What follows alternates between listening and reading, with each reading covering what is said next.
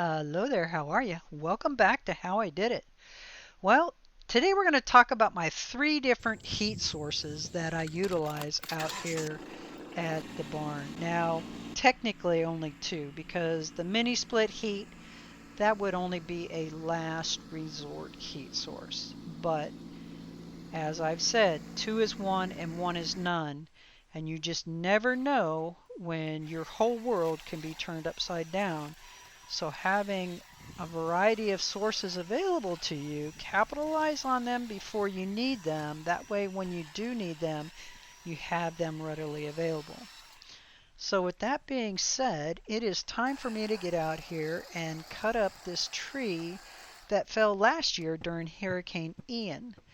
Now, this tree was kind of a in a precarious position anyway, only because it didn't just fall and break off. It actually twisted. So this thing is spring loaded, and then to top it off, it's a pretty good sized trunk, especially when you get further down on it. But it's rested on these two larger branches right here at this Y. Now, when I used to cut wood with my grandfather, these were little shin breakers basically because they will spring back on you and get you lickety split. So you want to make sure you keep your path to get out of there clear and then use a whole lot of caution when you start cutting on them. See how much bounce that rascal has? And it's been sitting here dead for almost a year. So now it's a matter of cutting this other leg that's supporting this. And if I had thought about it, instead of waiting until I cut this big branch off, I should have put the bucket underneath there to support it and then cut that other branch. Oh well, hindsight, right? Just know that this 20 volt 10-inch Harbor Freight chainsaw is really doing a great job, and that is the twist and the break in this tree. And boy, oh boy, I was pretty nervous cutting this, worried about how much weight I took off the end and was this thing going to spring back and get me. So you can see where I'm kind of leaning more back, and again, I'm keeping everything behind me clear so if I need to jump back, I can actually hopefully do it without breaking a hip. Anyway, there's kind of just a final look at the product using the bucket on the tractor to bring a few pieces up here to front. My wood rack is two 2x4s stuck in a cinder block, and then they just do an upside down triangle and the pressure holds them in place. So this is called fat wood. This wood is absolutely gold. You catch it on fire and it just burns like no tomorrow. You build your fire, you put your largest logs in the bottom, small pieces up, and oh my gosh, it's great.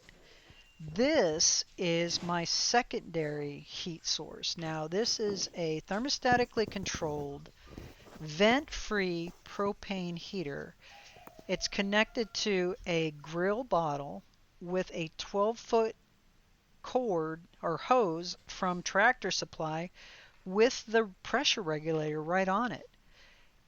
No frills or any of that. You only use this, a few times a year, primarily when you sleep, because when you're sleeping, you don't want to come out and have to throw another log on the fire. So the beauty part of this is you can just get all snuggled down in, and this keeps your space totally warm. Now, I turned this on when the sun went down, and as the night went on and it got colder, it was 54 by the time I woke outside, and at 6:14 in the morning, it was 72 inside. This thing is just one of the best purchases I made off of eBay. Anyway, going back to my fat wood, you can see here, just light a simple lighter, and it catches that fat wood on fire just that quick. It's almost like having a candle wick in your hand. The only thing is, once it gets going, it just is a fantastic fire starter resource. So if you have an opportunity to get a hold of some of that fat wood, it's worth its weight in gold, and it does not take a lot. Again, couple of large logs on the bottom, medium size, branches in between, and the twigs on the top. And with that fat wood, you have a perfect fire. No hassle, no fuss, nothing. It's just absolutely fantastic. Alrighty then. The final heat source, and this is only emergency, emergency, emergency backup to the other two are just not working at all, is the mini split heater. And with that, those are my three heat sources out here at the barn. Remember, two is one and one is none. Life can change on a dime, so get yourself organized. Alrighty then, y'all take care. Have an absolutely wonderful and blessed week, and I'll see you next week for an update on my animal resources that I have out here at the barn. Take care.